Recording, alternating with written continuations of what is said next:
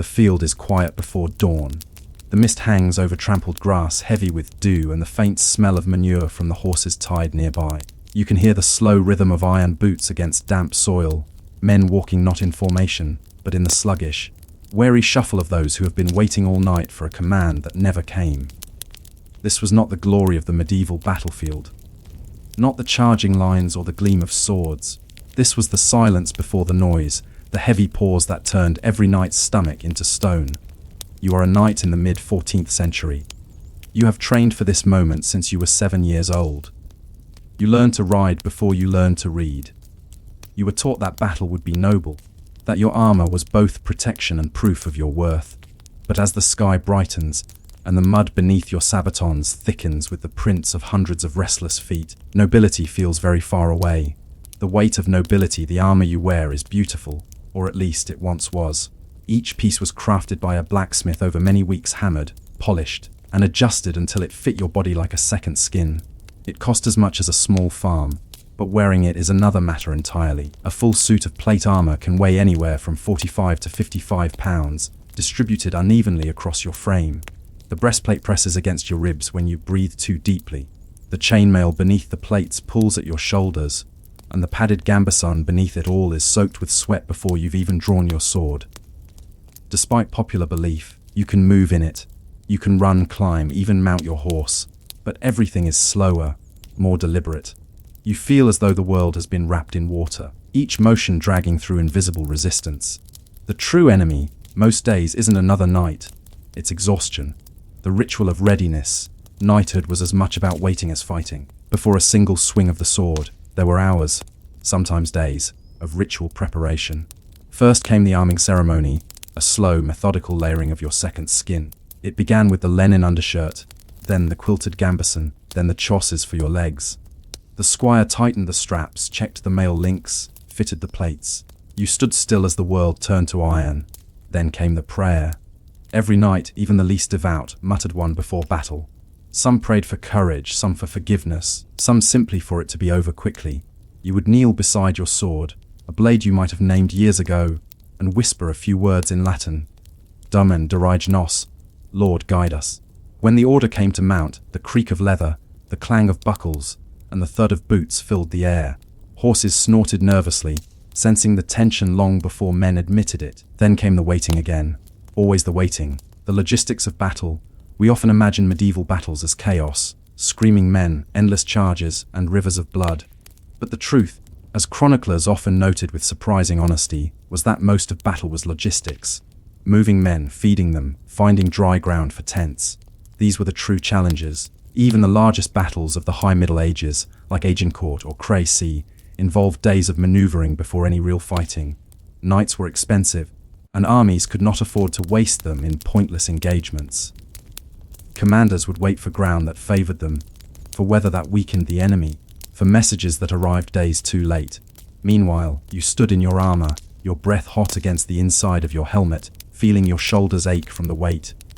You adjusted the reins. You looked at your companions, faces pale and distant.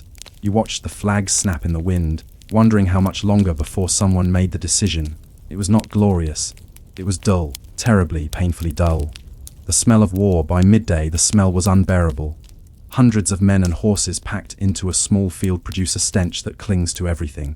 The sweat, the leather, the smoke from cooking fires, the faint iron tang of old blood. You could always tell how long an army had been waiting by the smell. Food spoiled quickly. Bread grew moldy. Meat, if you were lucky enough to have it, was salted until it was nearly inedible. Wine turned sour, and the water drawn from nearby streams often made men sick. So knights, even wealthy ones, lived on whatever could be found. Hard bread dipped in broth, onions roasted black over coals, cheese that smelled faintly of rot. The stories of feast before battle were mostly romantic inventions. Real knights ate in silence, conserving energy, too tired or too nervous to speak. And so you sat, breaking stale bread with your gloved hands, hearing the occasional cough of your horse, and thinking, not of glory or death, but of the dull ache in your neck, and whether the enemy was also sitting in the mud, waiting for someone else to make the first move. The sounds beneath the silence there were always sounds. The clicking of armor buckles, the distant clang of a hammer repairing a dented helm, the faint hiss of sharpening stones running along steel blades. And if you listened carefully, the sound of prayer whispered through the air like a shared secret. Men muttered to themselves. Some recited the same psalm again and again. Others just repeated a single word, Daman, over and over, as though saying it enough times might make it true. It wasn't faith so much as fear management. Every knight knew that battle was unpredictable. One unlucky arrow, one stumble of your horse, one broken strap on your armor, and all your training, all your lineage, all your oaths meant nothing. The battlefield was an equalizer. Even kings fell from horses and died in the mud. The horse beneath the armor, a knight's true partner, was not his sword, it was his horse. War horses or destriers were bred for strength, not speed. They were muscular, trained to push through human crowds, to kick, bite, and trample on command. A fully armored knight might weigh over 250 pounds with his gear, and the horse had to carry that weight into a line of spears. But horses, like men, had limits. They panicked at screams, stumbled on wet ground, and tired quickly under heat. A commander had to decide when to unleash his cavalry. Too soon, and they'd arrive winded; too late, and the enemy might already have fortified their position. You could feel your destrier's muscles shifting beneath you, the way a runner's legs tremble before a race. You leaned forward, whispered into his ear. He snorted, impatient. Then another hour passed, and another. You dismounted, stretched your legs, and waited. The endless middle. Every medieval battle had a middle. The stretch between the first sighting of the enemy and the first real strike.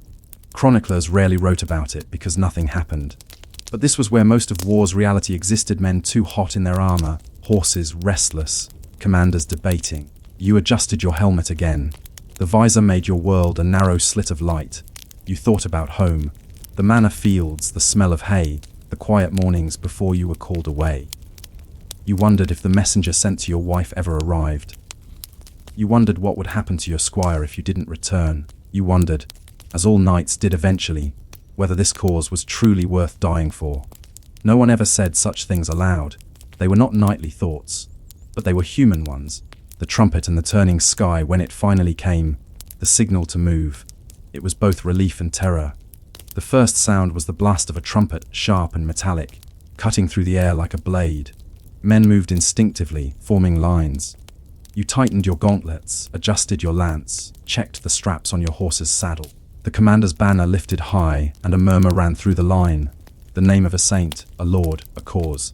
The horses stamped. The ground shook.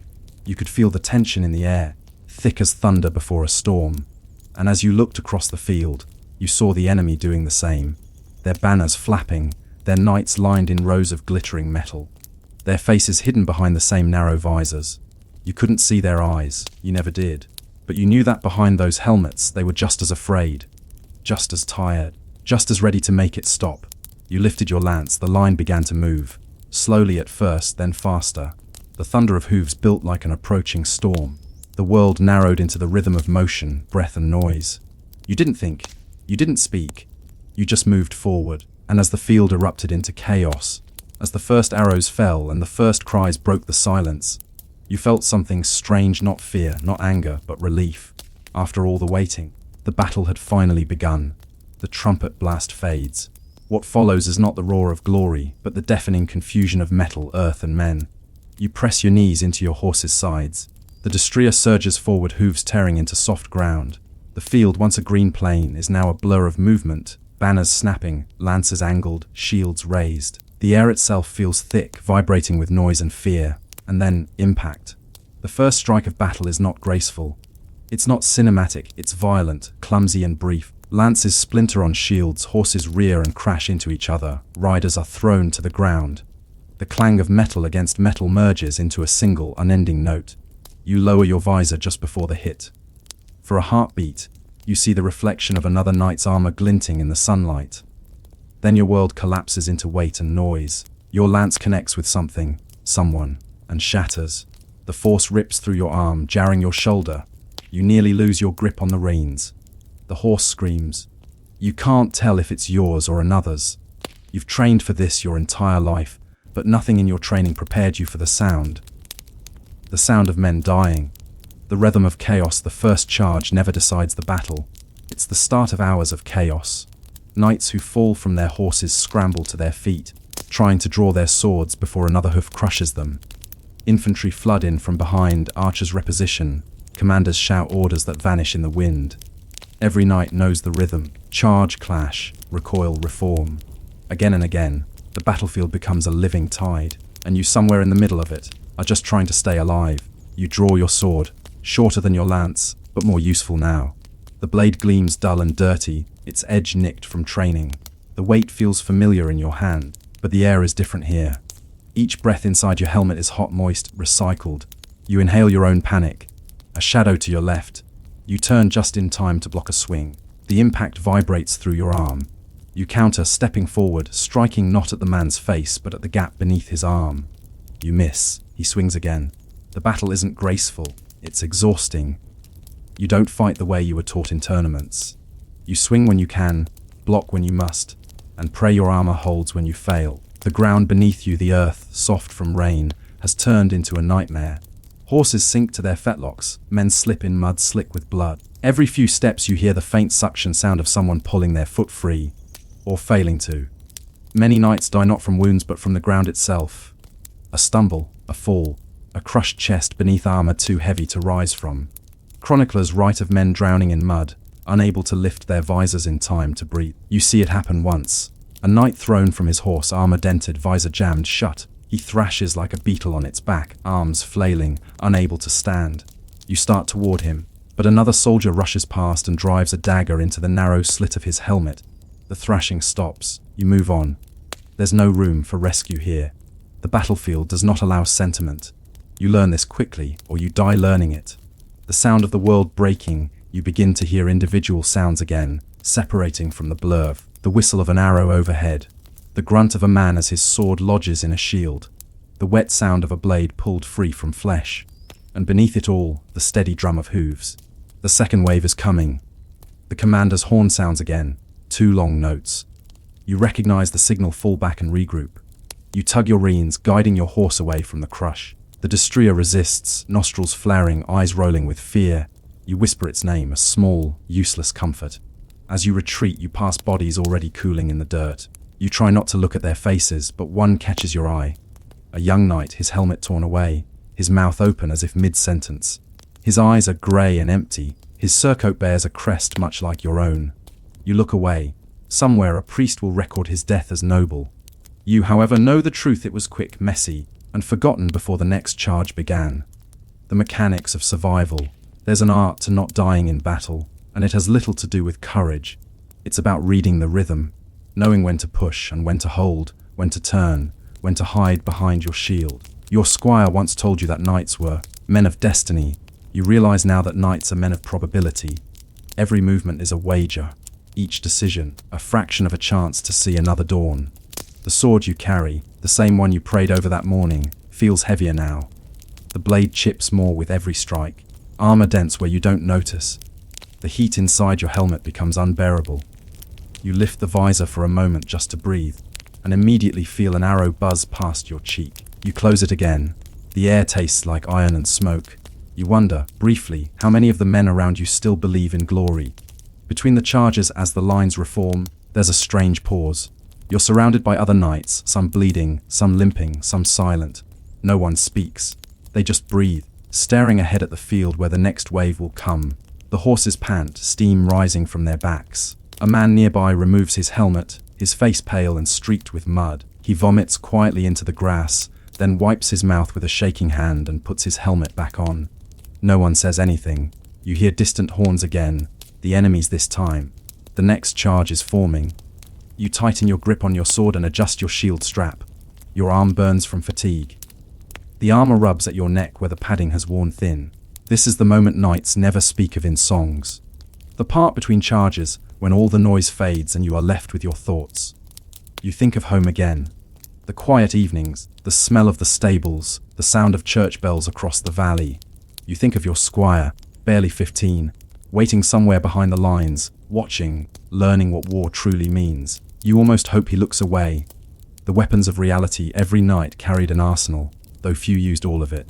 The sword was symbolic, yes, but most real killing was done with maces, axes, and polearms. Against armor, a sharp blade was nearly useless. It was blunt trauma that broke bones and ended fights. You see it firsthand. A knight ahead of you swings his sword against an enemy's breastplate. The blade glances off harmlessly. The other man responds with a mace to the side of the head. The helmet dents inward like a crushed tin cup. You feel the impact more than you hear it. This is how most combat truly ended, not with elegant duels, but with brute force and exhaustion. A fight might last seconds, and then one man simply stopped moving. The battlefield was a study in mechanics, not emotion. Steel met steel, and physics decided who lived. The archer's shadow then, there were the archers. The invisible danger. A well-trained archer could release 10 to 12 arrows a minute. Multiply that by hundreds, and you had storms of death sweeping across the field. At Crécy, English longbowmen cut down French knights before they ever reached the front line. It wasn't bravery that won battles. It was positioning, terrain, and patience. You remember the hiss before you hear the impact. Arrows slam into shields, thud against armor, and sink into horses. One strikes your horse's flank, shallow but enough to make him scream and rear. You pull the reins hard, fighting for control. The world spins for a moment. Mud, metal, and sky blur together. When you steady yourself again, half your line is gone. The others press forward, desperate to close the distance before the next volley. And then, the final horn. The breaking point. The battle reaches its climax not with a roar, but with collapse. Lines falter, orders dissolve. Men break and run. The commander's banner dips low. A signal or a sign of death, you can't tell which. Your horse stumbles. You dismount before it falls, landing hard on your knees. The world narrows to the ground before you. Trampled grass, mud streaked red. A dropped crossbow bolt half, buried in dirt. Someone charges you from behind. You turn, parry, and counter. Pure instinct. The strike lands, but you can't tell where. The man falls. You step over him without thinking. The noise becomes distant, like waves crashing somewhere far away. Your body moves automatically, the training of years taking over. You no longer see faces, only shapes. You no longer think, only react. The sun is high now, but the air feels cold. And then, finally, a horn, short, sharp, different. The call for retreat. After the noise, silence returns slowly, like mist creeping back across the field. You stand amid wreckage. Horses limp or lie still. Men groan, crawl, or pray. Some beg for water, some beg for death. Your hands tremble as you remove your helmet. The air outside is sharp and smells of metal and smoke. You sit, finally, in the mud. Your armor creaks as you breathe. Around you, the field is littered with shields, broken weapons, torn flags. Victory or defeat, it hardly matters in this moment. What matters is that you are still breathing. Your squire finds you eventually, his face pale but intact. He offers you water. You drink slowly, every swallow tasting faintly of blood and leather. He says something, a question maybe, but you don't hear it. Your ears are still ringing. You look across the battlefield at the hundreds of small, still forms, and you wonder how many of them were knights like you. Men who dreamed of glory, who trained for years, who said their prayers that morning. How many of them believed that courage could protect them? The fading light as the sun sets, the field becomes strangely quiet. The crows arrive first, then the looters, then the priests. The living sort through the dead, looking for friends, for family, for spoils. You remove your gauntlets, flex your fingers, and feel the ache settle in. You are exhausted, hungry, alive. You think again of the prayer you whispered before dawn. Domen Derige knows, Lord guide us. But now, after the battle, you're not sure which direction that prayer was meant to go, toward heaven or simply toward home. The campfires begin to burn in the distance. You'll sleep tonight, though not deeply. Tomorrow, there will be more armor to mend, more horses to bury, more orders to follow. For the night, peace is never permanent. It's only the breath between battles. And as the stars rise over the quiet field, one question remains, the one that lingers behind every so-called victory. The battle is over. At first, it's hard to believe. You wake before dawn, half expecting to hear the trumpet again. But there is only wind and the soft clatter of distant armor being cleaned. Your arms ache. Every muscle feels as though it belongs to someone else. You lift your head from the rough blanket, and your neck groans in protest. Around you, the camp is a sprawl of exhausted bodies, horses limping through mud, fires burning low and uneven. You survived. But surviving is not the same as living. The counting of the dead every morning after battle begins with counting. Knights, squires, foot soldiers, all listed, sorted, named, or not named. The scribes move from tent to tent, taking notes, marking banners that will never rise again. The priest walks among the bodies with a censer, the smell of incense mixing with the far stronger scent of decay. Men cross themselves when he passes. some do not. You stand in the grey morning light, your armor half removed, the mail cold against your skin. You watch as your squire reads names from a list. He is young, too young, and his voice shakes as he speaks. One of the names he reads aloud was a man you spoke with the night before the battle. You can't remember what you said to him, something ordinary, about horses or bread or the weather. It's strange how easily a man can vanish from the world. The scribes record the fallen not as people, but as numbers. 10 knights, 20 squires, 50 men, at arms. The list grows, the parchment filled with lines of neat ink. War, when reduced to writing, always looks cleaner than it truly was. The stench of victory by noon. The sun begins to warm the field again, and with it comes the smell. The heavy, sickly odor of blood and rot. Men move among the corpses, searching for familiar crests. Looters follow behind, prying rings from fingers, belts from waists, coins from pouches. No one stops them. Even the Highborn knights understand that death erases the boundary between noble and common. The horses are buried first. Their bodies swell quickly in the heat. You help with one, your own destrier, struck down by arrows. You kneel beside it for a long moment before the others arrive with shovels. A knight without his horse is a knight without half his identity. You know you'll be given another before the next campaign, but it won't be the same. You pat its mane one last time before they cover it with earth.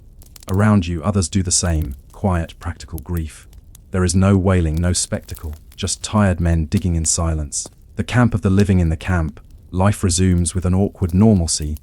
Armorers hammer dents out of breastplates. Cooks scrape pots with charred spoons. The surgeon, a man more familiar with sores than prayers, tends to the wounded. You pass by his tent and look inside. It's dim and smells of vinegar and iron. The surgeon's assistants are busy, one holding down a man's leg while another pours hot wine over a wound. The patient bites down on a piece of wood. His scream is muffled, but not enough. You look away before they bring out the knife. Later, you sit by the fire trying to eat. Your hands tremble slightly as you lift the bread.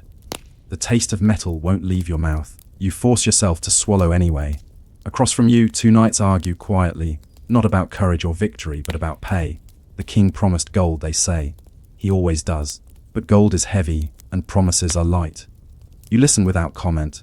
You've learned that after battle, men talk too much. It's the only way to fill the silence that follows the noise. The night's reflection that night, you remove the last of your armor. It takes longer than it should. The straps are stiff with mud. Your squire helps, his hands quick and practiced. When the final plate comes off, your body feels lighter, but strangely unsteady, as if you've forgotten how to stand without the weight. You look at the armor lying before you, dented, scratched, the surface dull with grime. You remember how carefully it was made, how expensive it was, how proudly you once wore it. Now it looks like what it truly is, a shell that barely kept you alive. You run a finger along a dent near the chest. The sword strike that made it had nearly broken your ribs. You think of the man who swung it, his face hidden, his name unknown. He might be buried a few 100 feet away. You wonder if someone is cleaning his armor tonight, thinking similar thoughts. In that moment, it occurs to you that nights are not defined by valor or virtue, but by endurance. You keep going because there's nothing else to do. The quiet of doubt before sleep, you pray again, but it's not the same prayer as before. It's quieter now, more uncertain. Less Latin, more silence. You ask not for victory, but for understanding. Though you doubt there's much of that left in the world. You were taught that chivalry was a code of honor, that knights fought for God and justice. But after enough battles, the words begin to feel hollow. The truth is simpler: you fight because it's your profession, your lineage, your duty to a system that keeps moving whether you believe in it or not. You think of the peasants who marched alongside you, now buried in mass graves. They never had a choice. Perhaps you never truly did either. It's a thought that unsettles you more than the battle itself. The pilgrimage of the living. Weeks later, the army moves again. The wounded who can't travel are left behind with priests and promises. The rest of you march toward another border, another siege, another field that will one day be described in neat handwriting by a chronicler who was never there. As you ride, you notice something strange. Silence has changed you. The younger knights talk about glory again, about titles and tournaments, but you find yourself watching the road instead. The ruts filled with water, the way the rain turns armor from silver to grey. When you stop at a small village for supplies, the peasants look at you with a mixture of fear and admiration. To them, you are a symbol. a creature of power and holiness.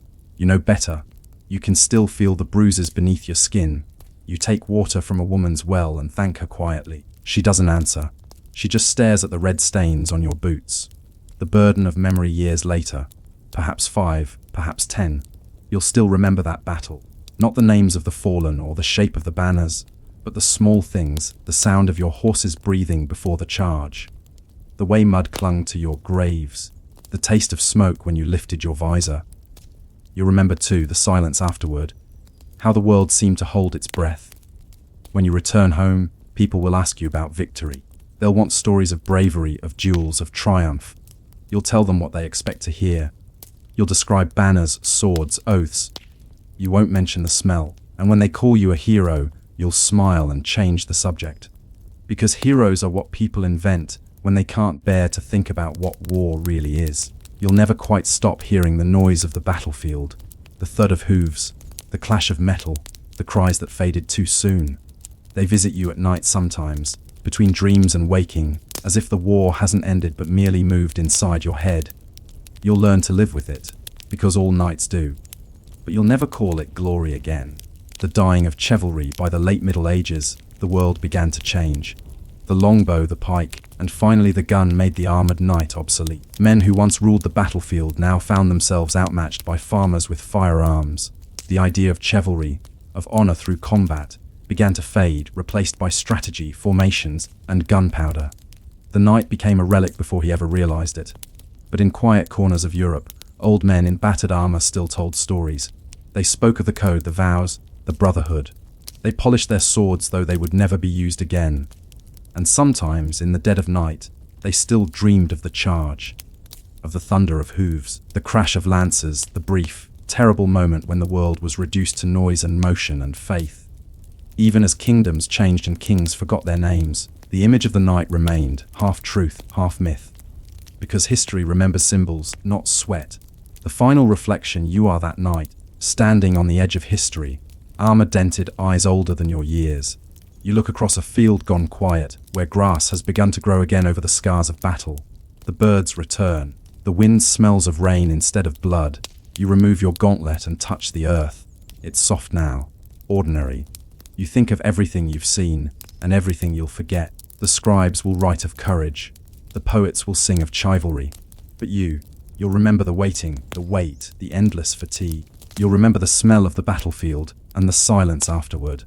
And maybe, one day, when a child asks what it was like to be a knight, you'll tell them the truth. It was not glorious. It was heavy. It was endless. It was human. And as the last light fades over the quiet field, you realize that history isn't made in moments of triumph, but in the long, slow endurance between them. The armor rusts, the banners rot, but the memory, the fatigue, the waiting, the silence, those remain, because the life of a knight was never about the battle. It was about surviving long enough to remember it. You stand at the edge of a road. It stretches straight to the horizon, so straight that your eyes can barely follow it. On either side lie fields of wheat, olive groves, and small clusters of villas. The stones beneath your feet are warm from the afternoon sun, fitted so perfectly together that weeds struggle to grow between them. This is not just any road. This is a Roman road, part of a network that once bound together an empire of more than 50 million people.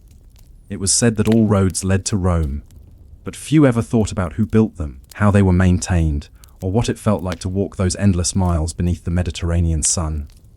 The vision of roads, the Roman road system began, like most great Roman projects, with a need for control. In the early Republic, the roads were military regents, lines of movement for legions, supply wagons, and couriers. The first, the Via Appia, was begun in 312 BCE, stretching south from Rome toward Capua and later all the way to Brundisium, a key port to the east. It was not merely a path of stone, it was a statement. The Via Appia was called the Regina Viarum, the Queen of Roads, and every inch of it was built with Roman precision. Each road served both practical and political purposes. Troops could march quickly across provinces. Messengers could deliver orders from the emperor in weeks rather than months. And merchants could move goods, grain, wine, oil, slaves, faster than ever before. But behind the idea of order lay the endless labor of thousands of hands. The surveyors and the line before a single stone was laid. There were the Grammatici, Roman land surveyors. They carried an instrument called the groma, A simple yet ingenious device, a vertical staff with cross-shaped arms that held plumb lines. With it, they could establish perfect right angles and straight lines across uneven terrain. Their task was to find the shortest possible route between 2 points, regardless of what lay between. Mountains, swamps, rivers, all could be overcome with Roman engineering. If a hill stood in the way, they cut through it. If a valley interrupted, they built a bridge. You can imagine them now, men in tunics and sandals, sweating beneath the sun, squinting through the heat haze, adjusting their lines until the rods and shadows aligned perfectly. They did not think of beauty, only geometry. For the Romans, a straight line was more than efficiency, it was a symbol of power. The road was the empire imposed upon the earth. The layers beneath, once the line was chosen, the real work began. Teams of legionaries, slaves, and local laborers descended upon the route. The land was cleared, trees cut, roots burned, stones hauled away. Ditches were dug on either side for drainage. Then came the foundations. Roman roads were built in layers, each serving a purpose: a statumen, the base layer of large stones, fitted by hand to form a stable foundation. Rudus, a middle layer of crushed stones mixed with lime, compacted with heavy rammers. Nucleus, a finer layer of gravel and sand, smoothed and shaped into a slight curve. The camber, to let rainwater drain away. Summum dorsum, the top surface, made of carefully fitted polygonal stones, often basalt or limestone, worn smooth by centuries of use. Each stage required hundreds of workers, organized into shifts overseen by engineers and centurions. The sound of hammers and chessels echoed across the countryside. The process was slow, precise, and relentless. A single mile could take weeks to complete. But once finished, the road might last for centuries. Many still exist today, the stones scarred but unbroken. The laborer's life. For those who built the roads, it was hard, monotonous work. A laborer might spend his entire life within a few dozen miles of a single road project. Waking before sunrise, he'd eat a meal of bread and olives before taking up his tools. A pickaxe, a shovel, sometimes just a basket for hauling stones. The pay was minimal for slaves, non-existent. But the Roman machine was efficient even in its cruelty. Overseers kept records of every man's output. The centurions shouted orders, their vine sticks quick to strike anyone who faltered. At midday, the workers rested briefly, hiding from the sun beneath makeshift awnings. The smell of sweat and hot dust filled the air. Water was precious. Bread was hard. Silence was common. And then they worked again until dusk. Their hands blistered, their backs burned. Few of their names were recorded, but every mile of road bears their legacy, more than the emperor's name carved into the milestones. The milestones, every Roman mile, about 1,000 paces or roughly 480 meters, was marked by a miliarium, a cylindrical stone pillar inscribed with distances and dedications. A typical inscription reads something like this: IME. It was both a map and a message, a reminder that the emperor's reach extended this far, and farther still. For travelers, the milestones were reassurance. They told you how far you'd come, and how far remained to roam. For the empire, they were propaganda carved in stone. Every traveler, soldier, or merchant walking the road was reminded, with every mile, of who built it. The rhythm of maintenance. The Romans did not simply build roads. They maintained them with bureaucratic rigor. Each province had an appointed official, the curator virum, responsible for upkeep. Crews were sent out regularly to repair ruts, replace stones, and clear ditches. Taxes and tolls funded the work, though much of the labor still came from soldiers or local peasants under obligation. There were also inns along the major routes, called mansunes, spaced roughly every 20-30 kilometers. They offered rest for travelers, fodder for horses, and sometimes basic repairs for wagons. At shorter intervals were mutations, simple way stations where couriers could change horses. This system, the cursus publicus, allowed imperial messages to travel extraordinary distances in astonishing time. A dispatch from the emperor could reach the edge of Gaul or the deserts of Syria in mere weeks. And all of it, every message, every movement, depended on those endless, ordered stones. The road as symbol to the Romans, the road was more than infrastructure. It was ideology made tangible. It represented Romanitas, the essence of being Roman. Wherever the roads went, so did Roman law, Latin language, and imperial authority. Conquered lands were not truly part of the empire until the roads arrived. The stones carried more than soldiers, they carried identity. A road connected, yes, but it also divided. It showed where Rome ended and the wild began. On one side lay the world of taxes, trade, and governance. On the other, the unknown, forests, mountains, barbarians. Standing on a Roman road was standing on civilization itself, and yet, for all its grandeur, every mile began the same way with sweat in the dust, hands bleeding from stone, and men whose names would never be known. The travelers imagine walking that road as a traveler, not a soldier, but an ordinary citizen of the empire. The sun is bright, the air dry and sharp. You carry a pack with bread, figs, and a small jug of water. Sandals slap against stone with a steady rhythm. You pass soldiers marching in formation, merchants with wagons, pilgrims headed to shrines. Occasionally, a courier thunders past on horseback, the insignia of the imperial post flashing in the sunlight. You stop at a mansio for rest, a plain building with a tiled roof and an inner courtyard. Inside, you find benches, a hearth, and the wary laughter of other travelers. Someone complains about the dust near Beneventum. Another praises the repairs near Ariminum. Everyone has an opinion about roads. By evening, you lie down on a straw mattress, the hum of distant wheels in your ears. You close your eyes, comforted by the certainty that when morning comes, you'll still be on the road. The same road, still leading forward, as if the empire itself were eternal. The builder's legacy centuries later, after emperors had fallen and the legions had vanished, the roads remained. Barbarian kings used them. Pilgrims to Rome walked them. Merchants of the Middle Ages followed their lines. Often unaware, they trod upon the work of men who lived 1,000 years before. Even now, in modern Europe, many highways follow the same paths first marked by the Groma and the Plumb Line. The stones beneath the asphalt are Roman. Empires rise and fall, but geometry endures. The Romans built their roads to last forever, and in a way they succeeded. It is morning on the Via Flaminia sometime in the 2nd century CE. The sun has just risen above the Umbrian hills, lighting the white limestone surface of the road. You can almost feel the warmth on your face, gentle at first, but already promising heat. Dust rises from passing hooves. Far ahead, a cart creaks slowly toward the horizon, its wheels humming a low, wooden rhythm.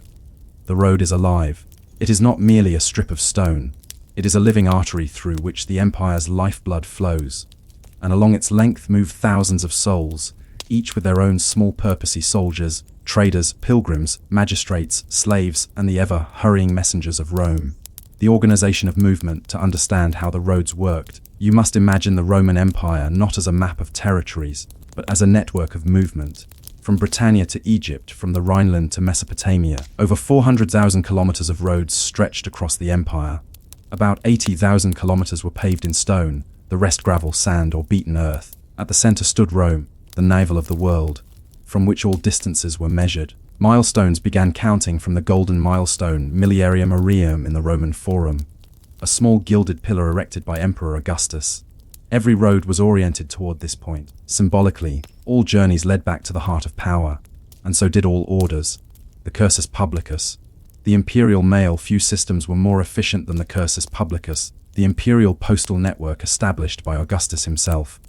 It was a masterpiece of logistics, managed through layers of bureaucracy and strict discipline. Along every major route were mutations, relay stations, and mansions, rest houses. The mutations were spaced roughly 10-15 kilometers apart, where fresh horses and mules waited. The mansions came every 25-30 kilometers, offering food, shelter, and minor repairs. Couriers carried sealed dispatches marked with the emperor's authority. They rode under the imperial insignia, the tabellari, and were allowed to commandeer animals or shelter when needed. With this system, messages could travel more than 80 kilometers per day, a staggering speed in the ancient world. Orders from Rome could reach the distant outposts of Britain or Judea in less than a month. For an empire held together by communication, this was not convenience, it was survival. The rhythm of travel. Most travelers, however, did not have imperial privileges. A merchant, for example, might travel on foot beside his mule-drawn cart laden with amphorae of wine or olive oil. The wheels struck the stones in a slow, repetitive clatter. Each day was planned by distance, perhaps 25 kilometers, maybe 30 if the weather held. At dusk, the merchant would stop at a mansio, or if one was full, camp nearby under the open sky. Inside a typical mansio, life was plain but organized. There were stables for animals, kitchens for simple meals, lentils, bread, dried figs, and sleeping rooms with straw beds. In the evenings, smoke from oil lamps and the soft murmur of travelers' conversations filled the air. There were few luxuries, but there was always order. On some walls, graffiti remains even today, small marks of human presence. A merchant's tolly, a soldier's name, the rough outline of a horse. These faint scratches are the echoes of lives that passed quietly along the Empire's roads. Soldiers on the march for soldiers, the roads were lifelines. A legion could march up to 30 kilometers per day, burdened with armor, weapons, and supplies. Every soldier carried a pack weighing around 30 kilograms. Their sarcina. Inside were a cloak, rations, tools for digging, and even tent poles. When a legion moved, it was like a machine, precise, rhythmic, relentless. At dawn, trumpets signaled departure. Dust clouds rose as thousands of sandals struck the stone. The sound was constant, the heavy beat of leather soles and iron hobnails. By midday they rested briefly, eating cold grain, porridge and water. Then they marched again until late afternoon, when they built a camp. Always the same design, always the same discipline. The roads allowed legions to move swiftly, from Rome to Gaul, from Germania to the Balkans, ensuring that rebellion could never rise unpunished. Without roads, there could be no empire. The roadside economy, but the roads also nurtured an invisible economy. Thousands of small lives depending on the flow of travelers. There were innkeepers, often ex-soldiers, who ran mansions or roadside taverns tabernate. Their establishments smelled of smoke, oil, and vinegar, a mix of cooking fires and cheap wine. There were blacksmiths, repairing wagon wheels and shoeing horses. Merchants sold bread, wine, or salted fish from stalls by the roadside. Farmers carted goods to market, using the road as their lifeline. Some even made a living from less honest trades. Bandits and highway robbers lurking in wooded passes. Roman law punished banditry harshly, but in remote regions, travelers often hired guards or joined caravans for safety. A lone traveler at night, torch in hand, would listen carefully for the crunch of unseen footsteps behind him. Yet, despite danger, the roads rarely fell silent. The empire's hunger for trade and travel never ceased. The maintenance machine keeping such vast networks functioning required endless labor and organization. Each region had officials called curators virum, often senators or wealthy citizens appointed by the emperor. They oversaw maintenance and funding, sometimes paying for repairs themselves in exchange for honor and prestige. Beneath them were engineers, surveyors, and the actual workers, menders of stone as they were called. When a road cracked, flooded, or eroded, teams were dispatched to clear the damage. They dug drainage ditches, replaced worn stones, or patched with gravel. In mountain regions, retaining walls had to be rebuilt constantly to resist landslides. Records show that maintenance was continuous, a ceaseless, unglamorous task. Even emperors like Trajan and Hadrian boasted of road repairs in their inscriptions, knowing it was the lifeblood of stability. One fragment reads, "The roads restored by the divine Trajan, for the safety and ease of the people." In the empire's grand story, such words might seem dull, but they spoke to what truly held Rome together, not glory, but administration. The provincial roads, while the great highways like the Via Appia or Via Egnatia were marvels of stone, not all Roman roads were so grand. In distant provinces, in the forests of Germania, the hills of Britannia, or the deserts of Syria, roads were simpler. Packed earth or gravel sufficed, maintained only when needed. Yet even these remote tracks were marked with milestones, stamped with the emperor's name. Even here, the illusion of unity persisted. Roman engineers adapted to their surroundings with remarkable pragmatism. In wet climates, they used raised embankments. In deserts, compacted sand mixed with lime. Everywhere they went, they left traces of the same logic: straightness, drainage, endurance. It did not matter if the stones were local, the labor barbarian, or the overseer Roman. The method was always Roman. The travelers' codes traveling the roads required preparation and paperwork. Under the imperial system, official couriers carried diplomas, bronze documents granting them access to the postal network.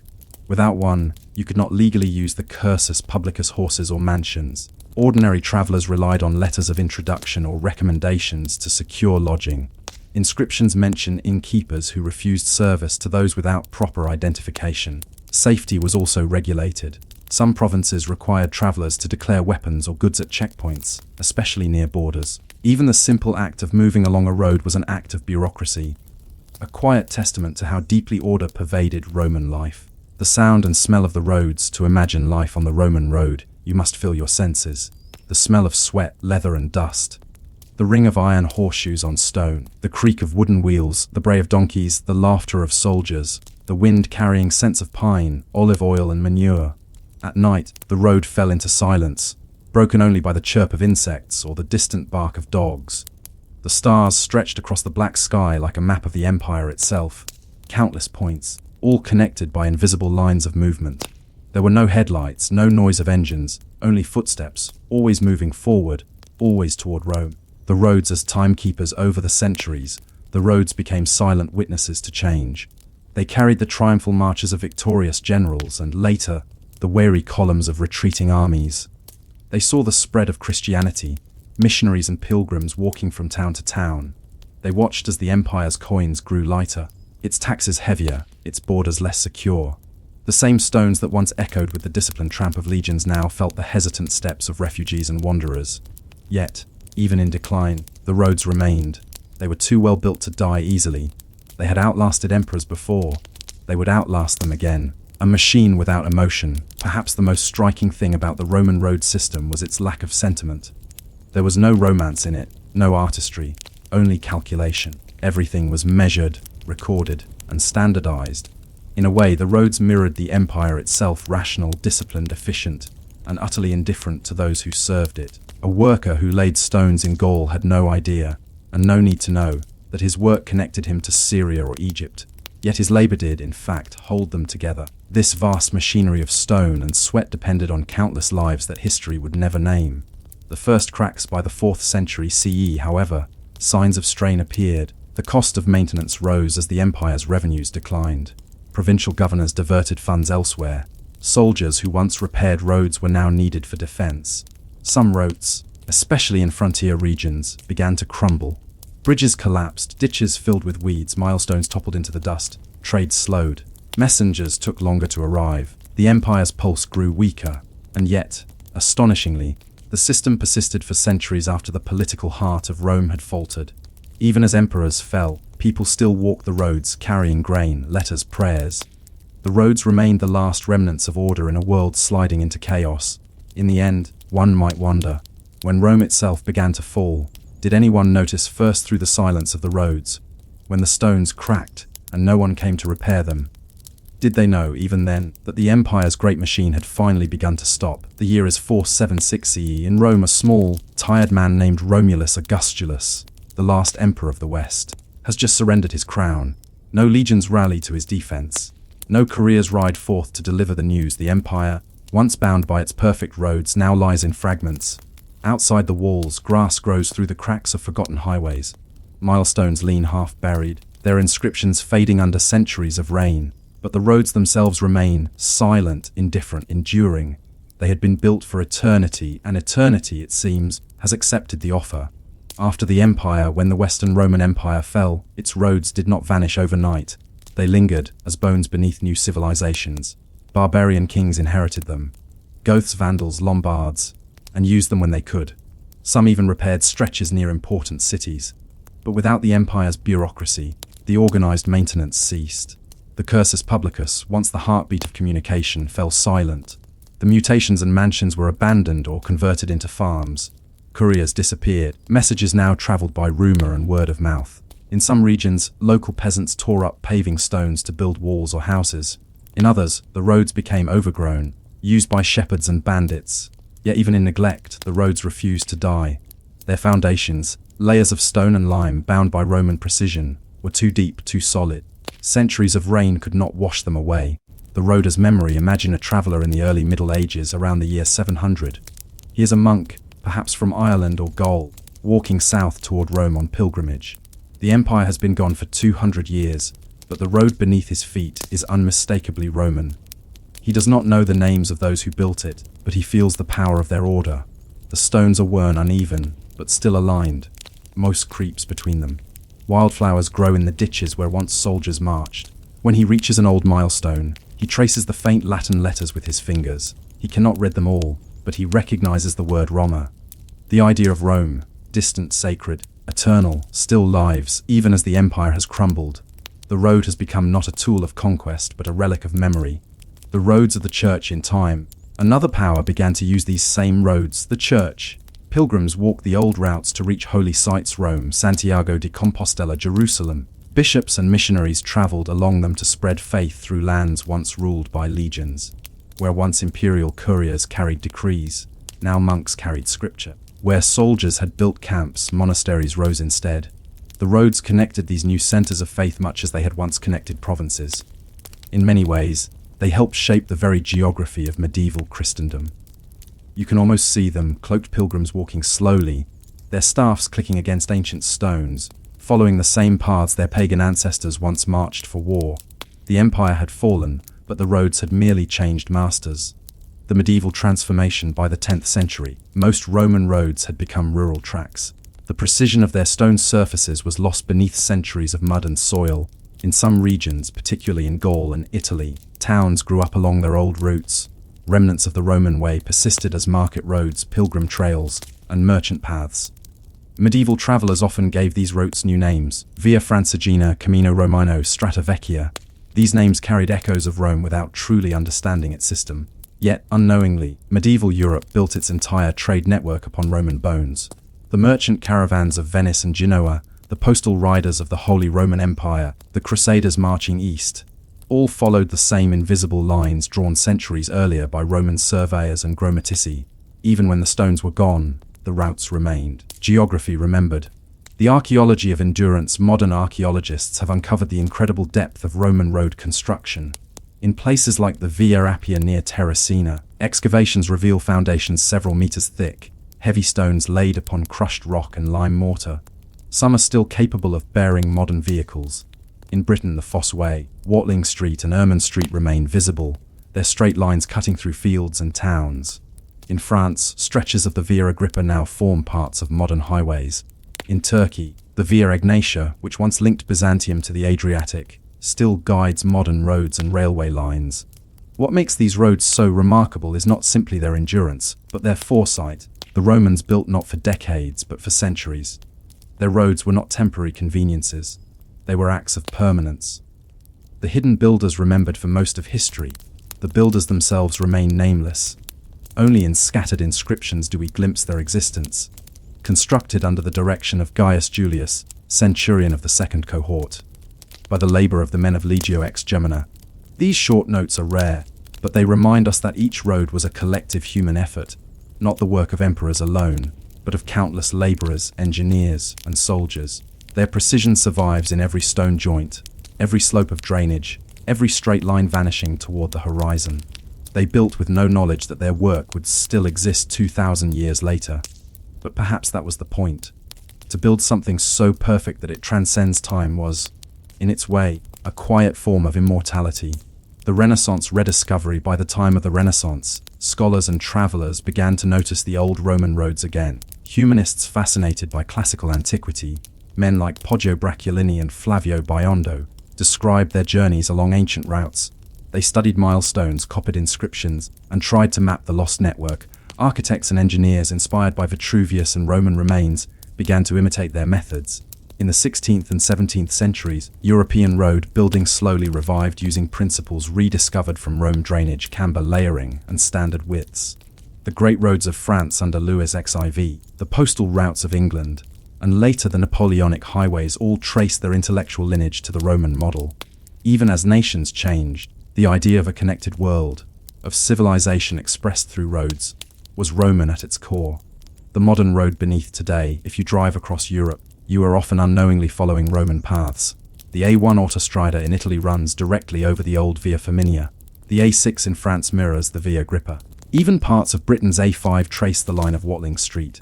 Beneath the asphalt, beneath the layers of tar and concrete, the Roman stones still lie, buried but unbroken. Sometimes, during construction, workers uncover sections of the original road's massive stones perfectly aligned, untouched by 2 millennia of weather. Each rediscovery is a reminder that the modern world did not build from nothing. It merely repaved what Rome had already begun. The roads as legacy, the Roman road system left more than physical paths. It left a conceptual framework, a way of thinking about connection, logistics, and empire. Even modern phrases echo this inheritance. When we speak of infrastructure, networks, or supply lines, we use ideas Rome perfected. In a deeper sense, the roads were Rome's greatest monument. Not its temples, not its triumphal arches, but its roads. Temples crumbled, cities fell, empires vanished, but the roads endured because they were useful. They were not symbols of glory, they were instruments of function. And function, it seems, has the longest life of all. The quiet power of stone. There is something profoundly humbling in standing upon a surviving Roman road today. Perhaps you visit the Via Appia Antica, where cypress trees line the way and the stones are worn smooth by centuries of feet. You hear only the wind and the distant hum of the city. You realize that you are standing on the same surface that bore the footsteps of legionaries, merchants, and pilgrims. The same road that carried orders, goods, and prayers. Time passes above it. Empires rise and fall, but the stones remain unmoved, indifferent, eternal. The road has seen everything, forgotten nothing, and demands no recognition. It is the most boring monument imaginable, yet perhaps the most profound. The enduring idea even in the digital age, when information travels by invisible roads of fiber and signal. The Roman principle endures. Connection defines civilization, disconnection defines collapse. The Romans understood that control and communication were one and the same, that the world could only be held together if its people could move and speak freely. Every empire that followed, from Byzantium to Britain, built upon that truth. Perhaps that is why the phrase "all roads lead to Rome" still feels true. It does not describe geography, it describes the human condition, our endless desire to connect, to organize, to leave order behind us. The roads of Rome, though silent now, whisper something older than empire and wiser than conquest, that greatness is not always loud, nor glory always fleeting. Sometimes it is simply a road that keeps going, straight, steady, and patient through the centuries. And so we end this journey where it began, upon a sun-warmed road stretching endlessly toward the horizon. The stones gleam faintly in the afternoon light. You can almost hear the footsteps of history fading into the distance. It begins with water. Each year, like the beating of a patient heart, the Nile would rise. Muddy and heavy with silt from the highlands of Ethiopia, it would spill over its banks, soaking the fields and turning the desert into a temporary sea. The Egyptians called this rhythm the inundation, and they measured their lives by it. The flood did not merely sustain Egypt, it was Egypt. Without it, there would be no wheat, no cities, no pyramids, and no pharaohs. Yet behind the temples and monuments, behind the gods and golden tombs, were the men and women who bent their backs to this slow, repetitive cycle, the farmers of the Nile.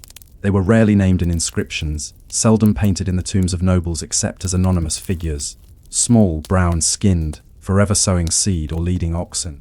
But they were the pulse of the civilization that called itself Kemet, the Black Land. The 3 seasons of the Egyptian year, the ancient Egyptian calendar, was divided into 3 main seasons, each defined by the behavior of the Nile Akhet. The season of inundation, roughly July to November. The river flooded, fields disappeared underwater, and work shifted to maintenance and preparation Peret. The season of emergence, November to March.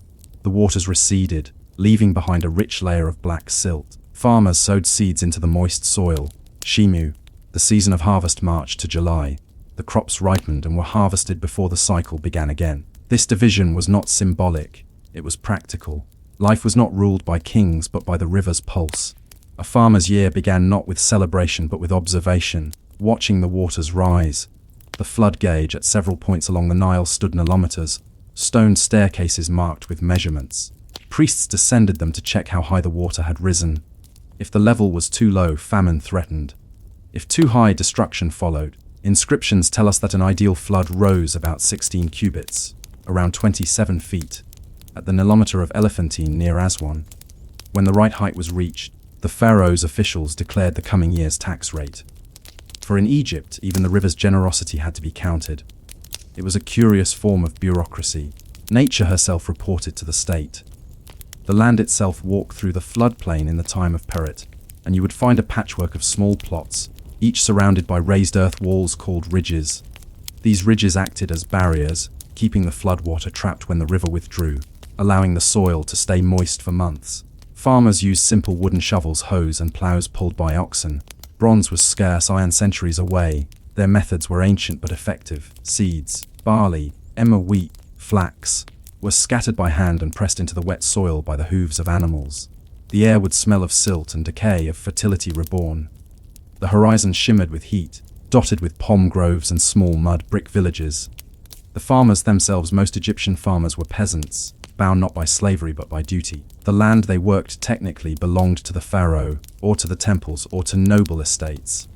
In return for a portion of the harvest, and a heavy share in taxes, they were allowed to keep enough to feed their families. Their lives were repetitive, their tools primitive, but their understanding of the land was profound. They read the soil like a book. They knew when the flood came too soon, when the water was too shallow, when the wind was wrong. They measured time not by the stars but by the smell of the riverbank, the color of the silt, and the behavior of ibises and frogs. They had little wealth, but they had rhythm, the kind of steady, unchanging rhythm that makes a civilization endure for 3,000 years. The village, a typical village, lay close to the river, built from sun-dried mud bricks, simple, rectangular homes with flat roofs, 1 or 2 rooms, and small courtyards for animals. Walls were plastered with clay and painted white to reflect the heat. Inside, the air smelled faintly of smoke and grain. Reed mats covered the floor. Clay jars lined the walls, filled with grain, beer and oil. There were no streets as we think of them, just narrow alleys where children ran barefoot and goats wandered freely. The sounds were constant but soft, the thud of grinding stones, the splash of water jars, the rhythmic breathing of oxen outside. Life was communal. A neighbor's harvest was everyone's concern, for survival depended on cooperation. The diet of the Nile, though they lived near one of the most fertile rivers on earth, Egyptian farmers ate simply. Their daily food consisted of bread, beer, and onions. Bread was made from emmer wheat, coarse and dense. Beer, more of a thick, sweet porridge than the modern drink, provided calories and hydration. Vegetables such as lentils, garlic, and lettuce added variety. Occasionally, fish or fowl caught from the river provided meat. Dates and figs served as dessert, though for most, they were rare luxuries. The diet was monotonous but sufficient. Malnutrition existed, but famine was rare. The Nile was reliable, and so was their patience. The work of hands, every action in farming had its season. In Akkad, farmers repaired the dikes and canals. They cleared silt from irrigation trenches with baskets and bare hands. In Peret, they sowed seed and watched the young shoots emerge. In Shemu, they reaped the grain with short sickles of flint set into wooden handles. The harvested stalks were gathered into bundles, threshed by oxen walking in circles, and winnowed by tossing the grain into the wind. It was slow work, rhythmic and exhausting, the kind that carved muscle into the arms of men and calusas into the hands of women. But it was steady. In Egypt, boredom was not punishment, it was survival. Tax and labor. No story of Egyptian farming is complete without the bureaucracy that oversaw it. Every harvest was counted, measured, and taxed by officials of the pharaoh.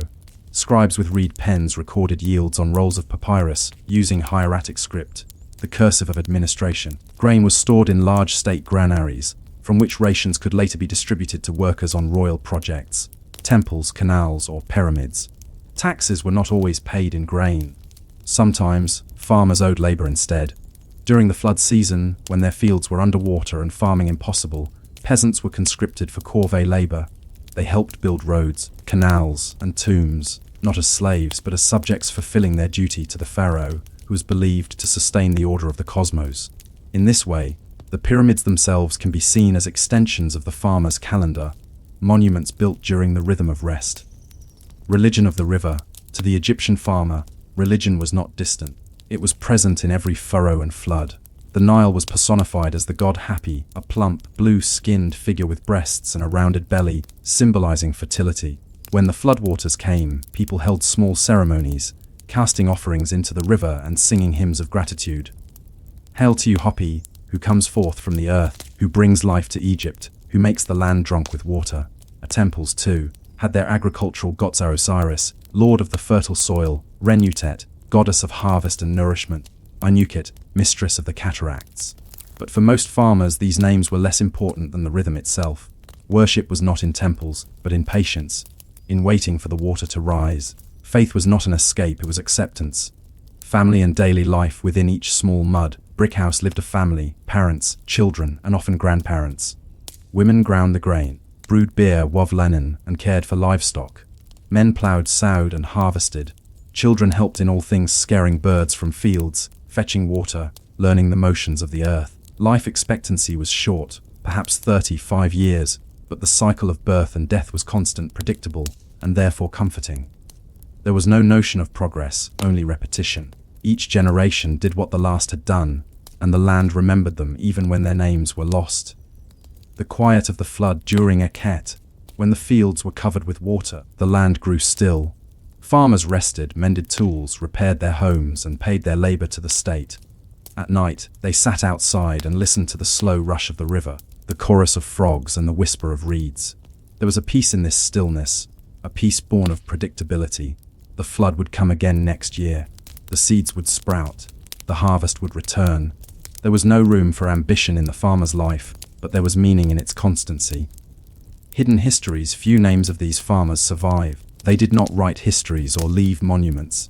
Yet their labor filled the granaries that fed the builders of pyramids and the priests of Thebes. Without them, there would be no Egypt as we know it, no hieroglyphs, no tombs, no empire. Their invisibility was their fate, but also their strength. In their quiet work, they achieved what kings could not: continuity. For while dynasties rose and fell, and temples turned to dust, the farmer's work never ceased.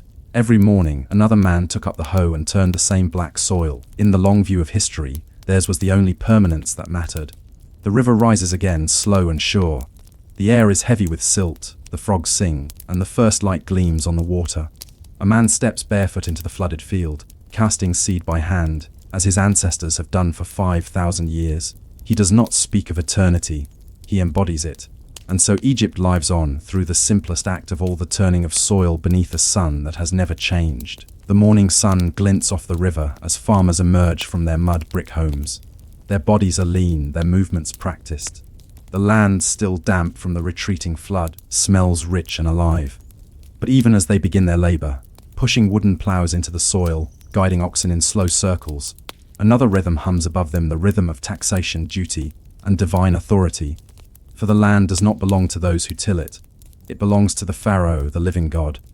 The farmers may hold the soil in their hands, but they are only tenants of eternity.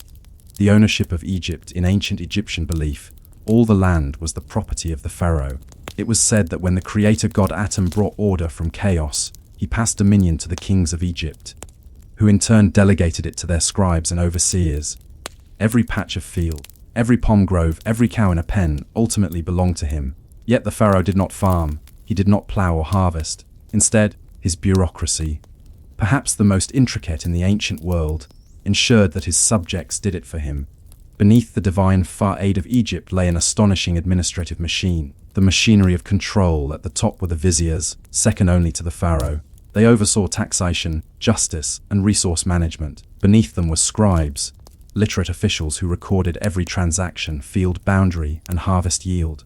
Their tools were simple: a wooden pallet with 2 cakes of pigment, black and red, and a bundle of reed pens. They were the memory of the state. Every harvest was measured and recorded, every plot surveyed by teams of scribes, assessors, and guards. They carried ropes, measuring rods, and tolly sticks.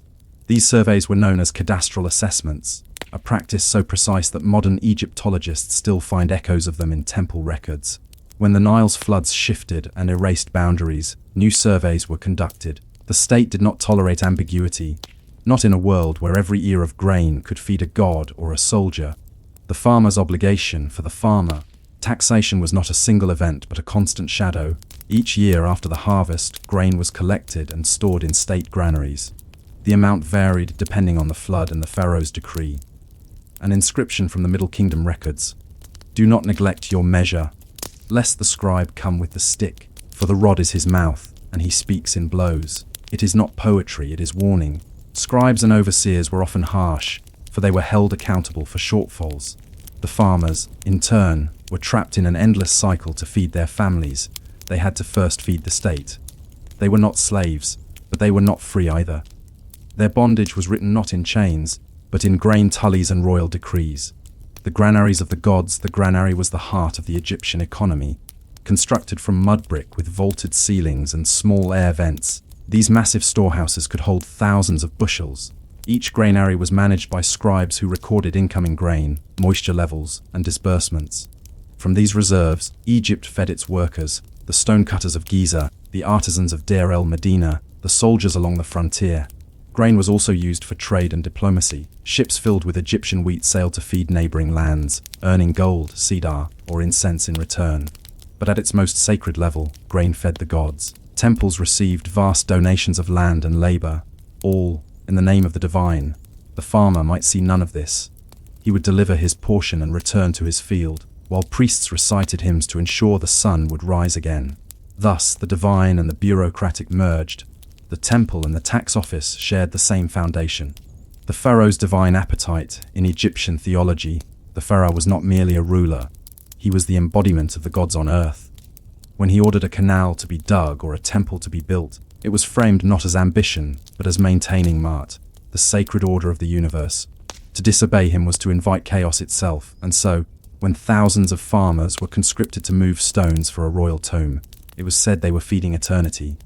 The Pyramid of Khufu at Giza, for instance, required the labor of tens of thousands of men for decades. Contrary to popular myth, they were not slaves but rotational workers, often farmers performing their corvée duty during the flood season when their fields lay underwater.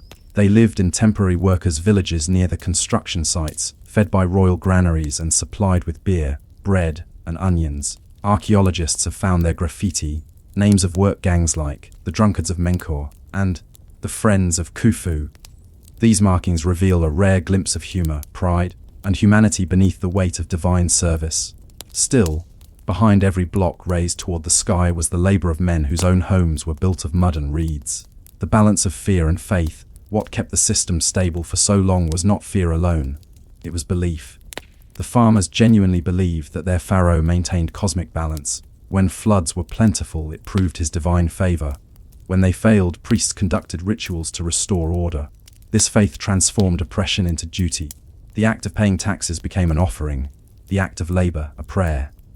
The people of Egypt were not passive victims.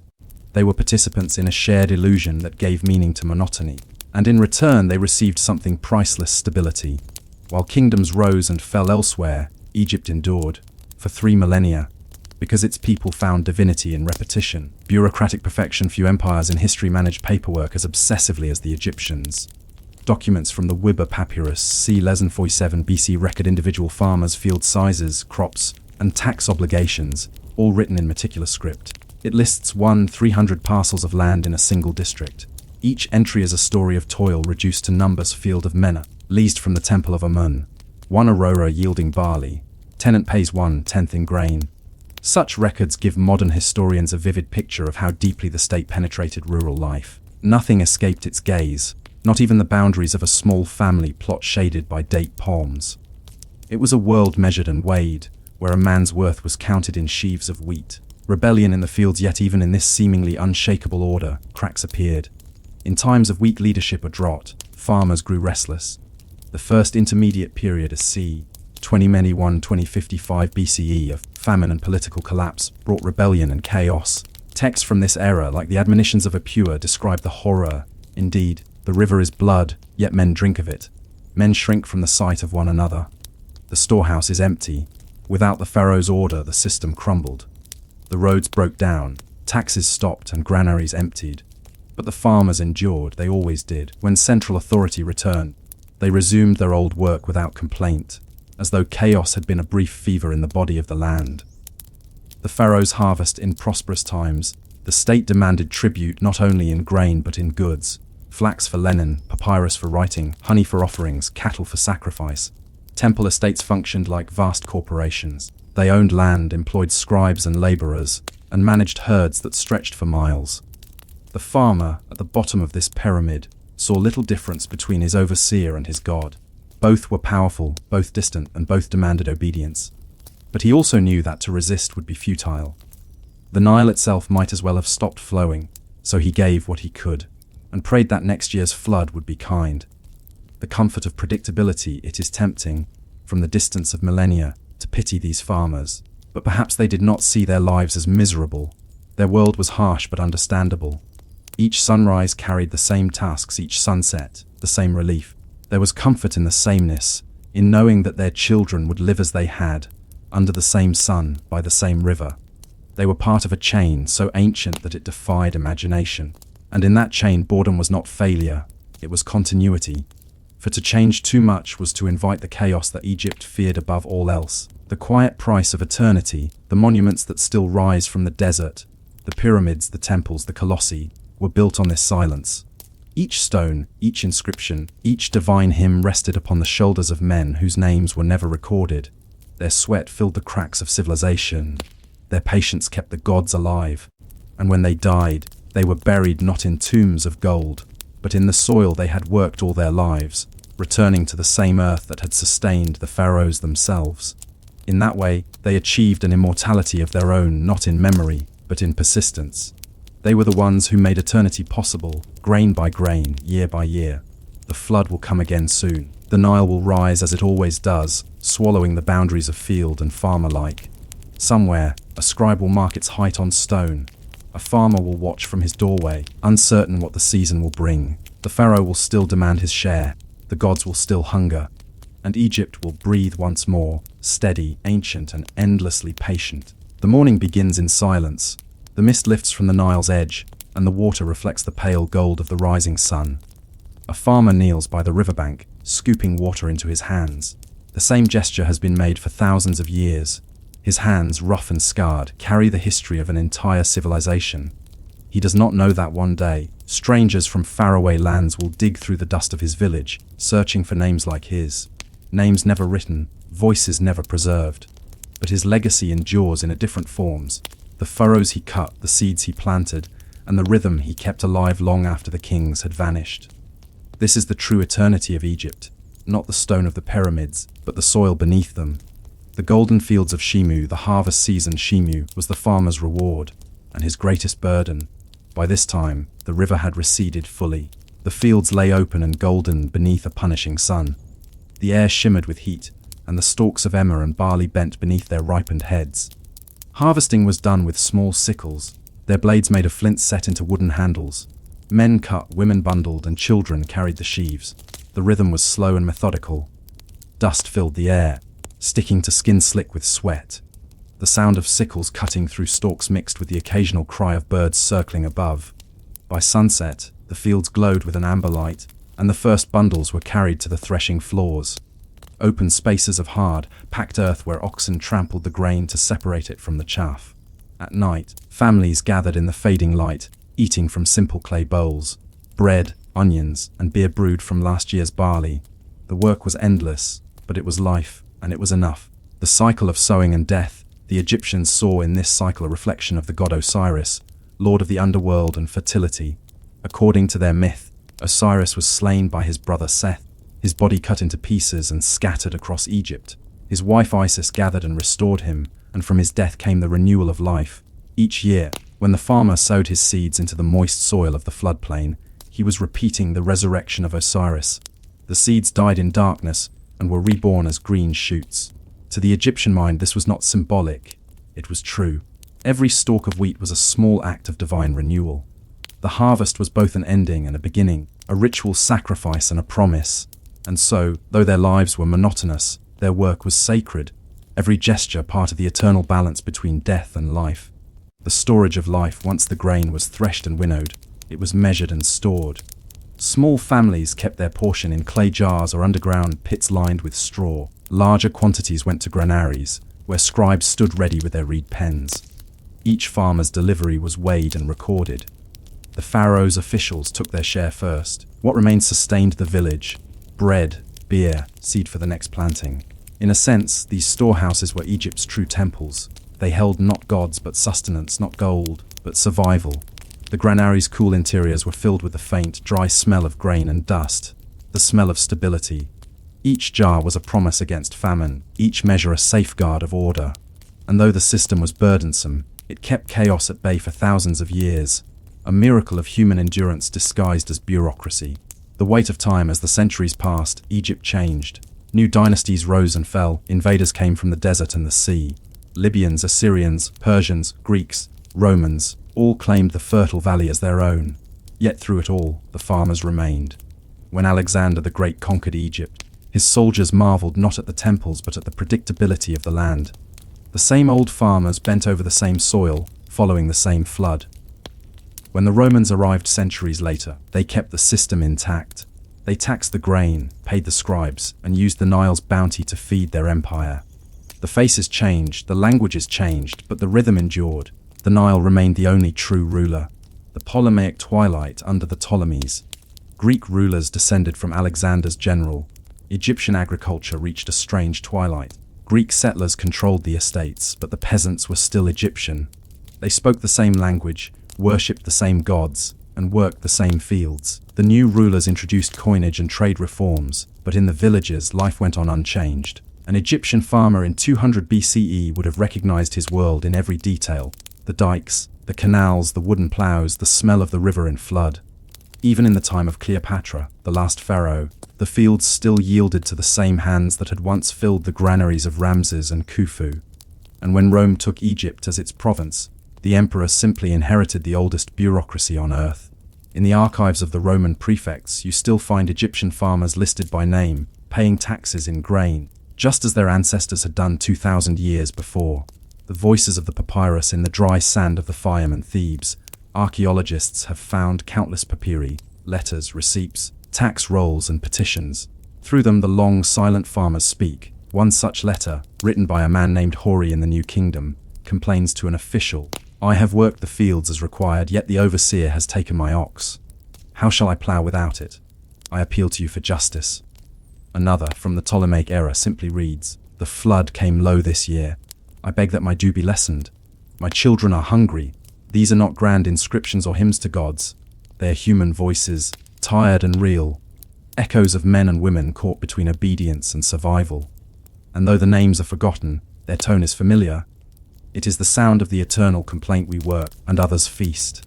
The afterlife of the farmer in Egyptian belief, even the lowliest laborer could find peace in the afterlife, if his heart was pure and his duties fulfilled.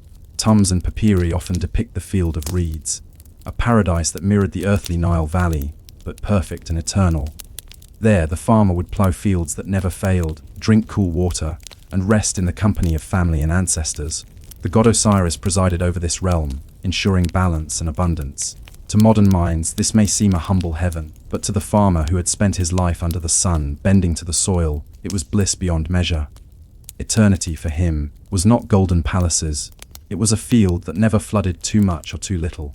What remained millennia later, as the desert reclaimed once fertile ground, the farmers' homes crumbled into dust. The great temples endured longer, but even they fell silent. And yet, beneath the dunes, archaeologists still find traces of their world. Clay pots still smelling faintly of grain, grindstones worn smooth by countless meals, sandals pressed with the shape of forgotten feet. These are the true monuments of Egypt, not the pyramids, but the ordinary artifacts of daily survival.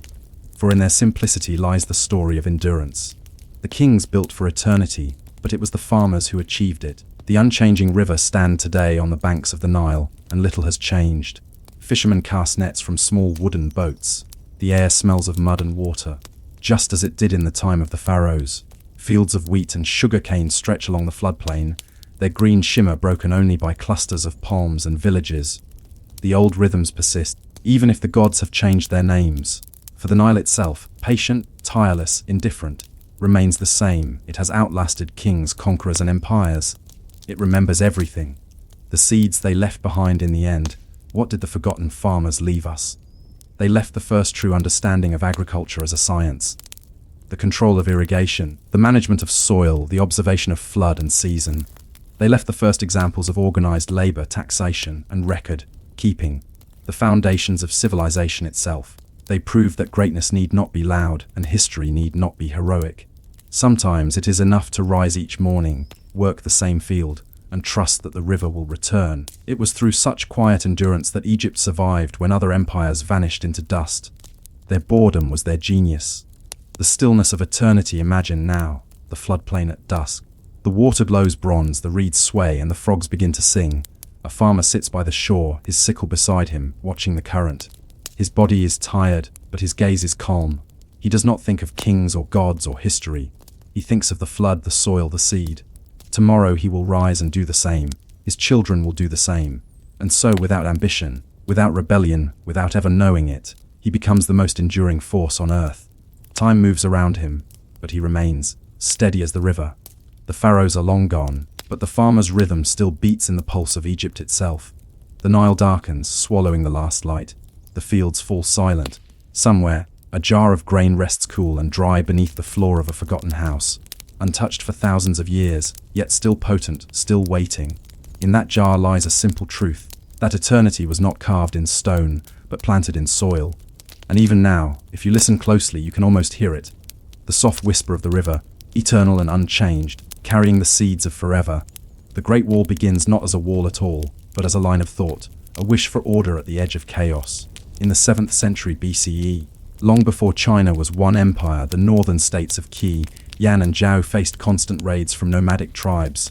swift riders who appeared like dust storms from the steppes. These riders, the ancestors of the later Xiongnu and centuries later the Mongols, did not farm, nor did they stay in one place.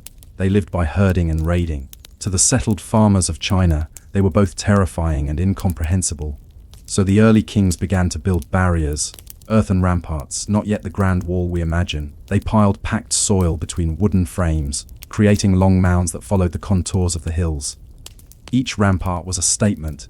This is the boundary. Beyond this line lies danger. But boundaries require builders. The first builders, the earliest workers, were peasants, soldiers, and convicts. When a war ended, a defeated army might be sent to labor on the ramparts as punishment. When taxes were due but unpaid, men could be drafted to work off their debt with their hands. It was a punishment, a duty, and for some, a death sentence. The work was endless. There was no mechanization, no carts on wheels in the mountains, no beasts that could climb the slopes. Every load of earth was carried in baskets, lifted and poured again. From dawn to dusk, under the burning sun or biting wind, the line of men and women moved like an ant column. The command was simple: build higher, build longer, and so they did. When the state of Qin rose under the ambition of Qin Shi Huang, the first emperor of a unified China, the idea of many small ramparts became one colossal project, a single continuous wall. In 221 BCE, after conquering the rival states, Qin Shi Huang ordered that their fragmented walls be connected, extended, and fortified, stretching across mountains, deserts, and plains. The project would require more labor than any before it. It was quite simply an act of empire made visible in earth. The labor of the punished, the emperor's decree spread like wind. In villages across China, notices were posted: those who owe taxes shall work, those who disobey shall work, those convicted shall work until released. No one was exempt except the highest nobility. Peasants left their fields. Farmers' sons were taken at night. Entire families followed the conscripts to barren worksites, for to be separated often meant starvation. They traveled north, some hundreds of miles, to the dry, cold edges of the empire, where no crops grew. When they arrived, they built their own camps, shelters of reed and mud, or shallow pits dug into the earth to block the wind. The overseers, often military officers, stood above them with bamboo whips. Discipline was absolute, food was scarce, tools were primitive, and yet the wall rose, slowly, painfully, with sweat and silence. The technique of rammed earth. The earliest sections of the Great Wall were made of rammed earth, a technique older than writing itself. Workers built wooden frames on either side of a narrow trench. Between them, they poured layers of soil mixed with sand, straw, and gravel. Then they beat it down over and over, using heavy wooden rammers. Each strike made a dull, hollow sound. Each layer hardened in the sun. A single meter of wall might take days. When finished, the rammed earth became almost like stone, dense, dry, and immovable. In the desert regions where stone was rare, they used tamarisk branches and reeds mixed with earth to strengthen the walls. In the mountains, where granite and limestone abounded, they hauled boulders with ropes and levers. The Great Wall was never uniform. It was a collection of methods adapted to place. Every ridge, every valley, every color of earth told its own story, and in each, the rhythm of human labor echoed. Thousands of hands striking, pressing, building, enduring. Life at the edge, to live at the wall, was to live on the edge of the world. The land was harsh, dry in summer, frozen in winter. The wind carried sand that bit the skin. Food was rationed: millet gruel, dried vegetables, sometimes a little meat. Water was precious. At night, fires were forbidden near the wall's face. They might weaken the structure. So men huddled together in the dark, wrapped in rough hemp, their breath misting in the cold. Sleep came lightly, interrupted by the sound of wolves or the calls of distant watchmen. Disease spread easily. Dysentery, fever, and frostbite were common. When a worker died, there was no ceremony. The body was placed in a shallow trench near the wall, covered with the same earth he had lifted in life. Later generations would say, every stone of the wall is bound with human bones. It was not an exaggeration, but for those who survived, there was no glory. Their reward was the knowledge that their labor had become invisible, part of something greater, something they could never see completed. The soldiers and the watchtowers, not all who lived at the wall were laborers. Soldiers garrisoned the towers, tasked with watching the horizon for signs of raiders. Their lives were scarcely easier. The watchtowers were built every few hundred meters like silent sentinels. Each held a handful of men, supplies for a few weeks, and a signal platform at the top. When smoke rose from the next tower westward, they lit their own. a chain of warnings that could stretch for hundreds of miles in a single day. These soldiers, too, endured the isolation of the frontier. They trained daily with bows and spears, kept records, and wrote letters that rarely reached home. Some took wives from nearby villages. Others lived their whole lives among strangers. And like the workers, they became part of the wall, both protector and prisoner. The empire's shadow, the Great Wall, as envisioned by Qin Shi Huang, was not merely a defense. It was a statement of order. It divided civilization from wilderness, obedience from rebellion, us from them. The emperor sent inspectors to every section, demanding reports of progress. Failure meant death. Yet even he could not see the entire wall. From his palace in Xianyang, he heard only numbers. Thousands of lie completed, thousands of lives consumed. To him, it was proof of divine authority, a monument to his will. But for those who built it, it was something else entirely. A horizon that never moved, a labor that never ended. The quiet rebellion of endurance despite the strict control. Small acts of defiance emerged. Workers sang forbidden songs under their breath. Verses about home, about the river valleys they would never see again. They carved names into the damp earth before it hardened, leaving behind marks that even the overseers could not erase. Some slipped away into the night, vanishing into the northern wilderness. Most were caught. Those who survived learned to rebel in silence, not through violence, but through endurance. They worked slowly, carefully, conserving strength, turning their suffering into rhythm. To outlast the overseer was victory enough. The myth of Meng Jiang. Out of this suffering grew one of China's oldest legends. The tale of Meng Jiang, the woman whose husband was taken to build the Great Wall. When he did not return, she traveled north, carrying winter clothes for him. When she arrived, she learned that he had died and been buried within the wall.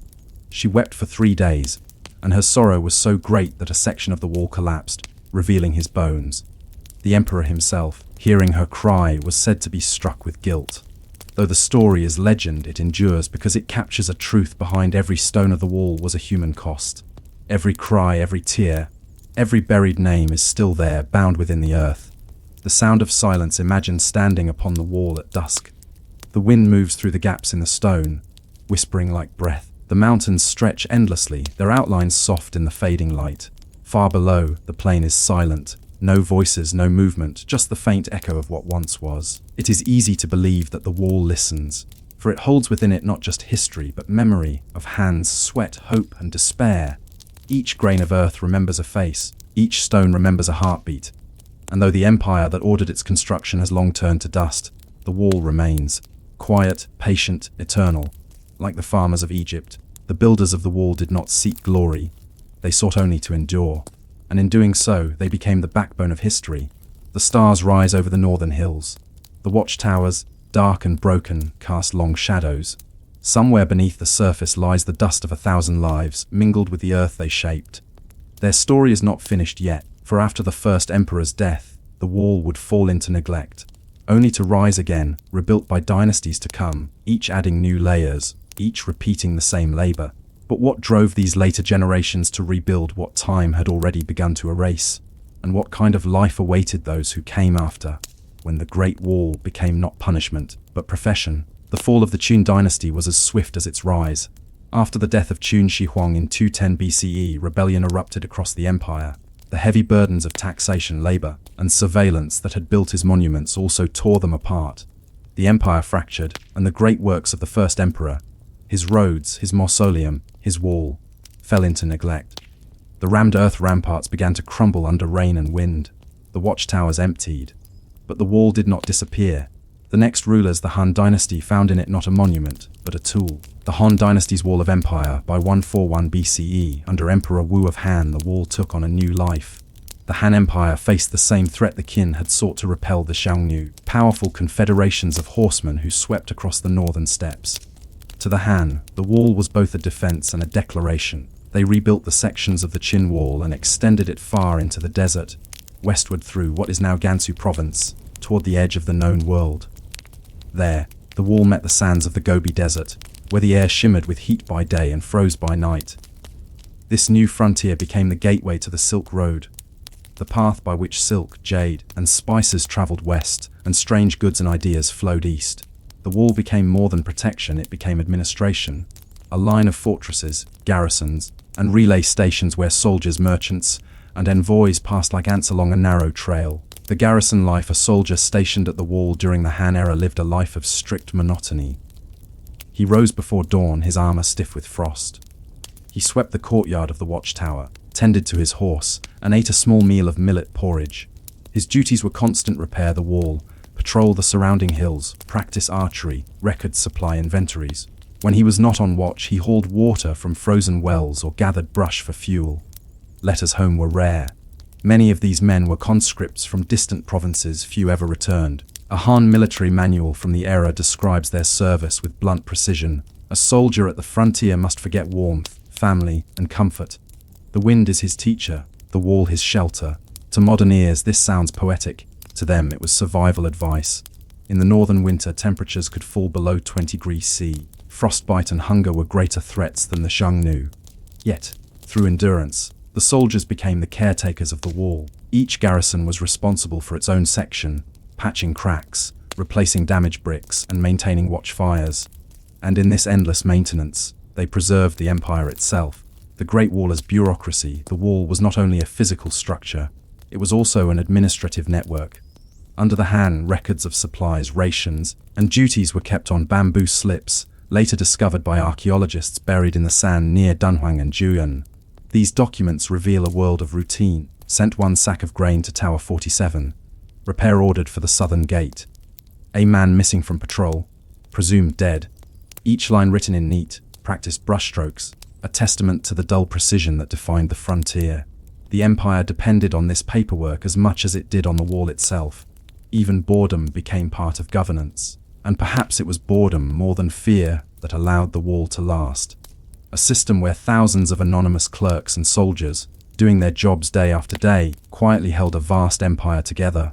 Trade and transformation over time, the wall's purpose began to shift. The same routes once guarded against nomads became trade corridors. Markets formed near the passes, where merchants from Central Asia exchanged goods with Chinese traders. Silk, paper, and porcelain moved westward. In return came horses, glass, and strange fruits, pomegranates, walnuts, grapes. The wall was no longer a simple barrier, it was a membrane, a place of exchange. Some soldiers married local women, and mixed communities grew near the forts. Cultural boundaries blurred. Buddhist monks from India and Central Asia passed through the wall's western gates, carrying new ideas that would eventually reshape China's faith and art. The empire, seeking to defend itself from the outside world, found itself changed by it. Decline and renewal. When the Han dynasty fell in the 3rd century CE, the empire fractured again. The frontier crumbled. Without maintenance, the wall eroded. Sand buried the watchtowers. The garrisons deserted their posts. Nomadic kingdoms rose in the north, ruling parts of China for centuries. And yet, the wall endured in memory. Whenever a new dynasty arose and sought legitimacy, it turned to the wall. To rebuild it was to declare, "We are China again." The northern Wei in the 5th century repaired long sections. The Sui and Tang dynasties extended others. The Tang at their height stretched power far beyond the wall, ruling lands once held by the nomads. But even then, the wall remained as symbol and boundary, the eternal reminder of where order ended and wilderness began. The Mongols and the Ming centuries later, the wall would again take on monumental importance, this time under the Ming dynasty 1368-1644. By then, China had suffered under the rule of the Mongols, whose vast empire had conquered nearly all of Eurasia. When the Ming expelled them, they vowed to never let the northern horsemen return. The Ming emperors launched an enormous rebuilding campaign, transforming the old earthen ramparts into the massive brick and stone fortifications that still stand today. This was not merely reconstruction, it was reinvention. The Ming Wall stretched over 8,000 kilometers, with sophisticated defense systems, beacon towers for signals, barracks and armories, supply routes and walled fortresses at key passes. Tens of thousands of laborers worked for decades. The techniques had changed. Now they used lime mortar, baked bricks, and quarried stone, but the labor had not. Convicts, peasants, and soldiers still hauled materials up impossible slopes. The sound of hammers and chisels echoed once more across the mountains. The Ming frontier, by the 15th century, the wall had become a living frontier. Life along it was both disciplined and strangely self-contained. Villages clustered near forts, providing food and services to the garrisons. Markets operated under strict supervision, trading grain, salt and cloth for livestock and fur from the steppe tribes. Some soldiers spent their entire lives stationed at the wall, their sons inheriting their posts. The Ming court tried to regulate every detail, pay rations, weaponry, but corruption seeped in. Supplies were often stolen or diluted. Soldiers went unpaid for months.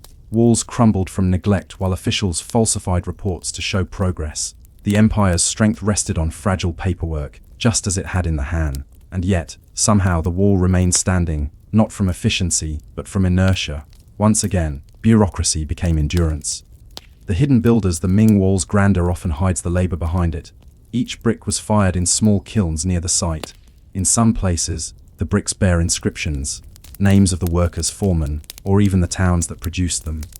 A brick found near Hebei reads simply, "Made by the people of Yanshan County, 1572. It is a small statement, but it turns anonymous toil into voice. The workers who pressed the clay, who carried the loads, who baked the bricks in smoke-filled pits. They are not remembered in official histories. Yet their fingerprints, literally, are still on the wall. Under centuries of dust and frost, those prints endure like quiet testimony, proof that history's most enduring monuments are built not by heroes but by hands." The edge of the empire at the far northern passes, where the wall disappears into deserts and dunes, life took on a meditative stillness. Travelers who reached these outposts described an endless horizon, where the wall seemed to fade into the sky. At night, the stars burned cold and clear. The wind moaned through the cracks in the stone. Guards kept watch in silence, marking hours by the movement of constellations. Their duty was simple: to light the signal fire if the enemy appeared. Most nights no enemy came, so they waited. For years, sometimes for life, they waited. In that waiting, that long, quiet duty, the purpose of the wall was revealed. It was not just to defend, but to discipline, to give form to vigilance itself. The philosophy of boundaries. In time, scholars began to reflect on the wall's meaning. Some Confucian officials saw it as a moral structure, a symbol of restraint, order, and hierarchy. Taoist thinkers, by contrast, saw it as folly, a rigid line in a world of flowing nature. And yet both views were true. The wall represented both protection and imprisonment. It kept dangers out, but also kept people in. It defined what was civilized by what it excluded. And like the men who built it, China itself lived between these two truths, seeking security through confinement, stability through repetition. The long quiet by the late Ming. As internal strife and corruption weakened the state, the wall once again became a hollow monument.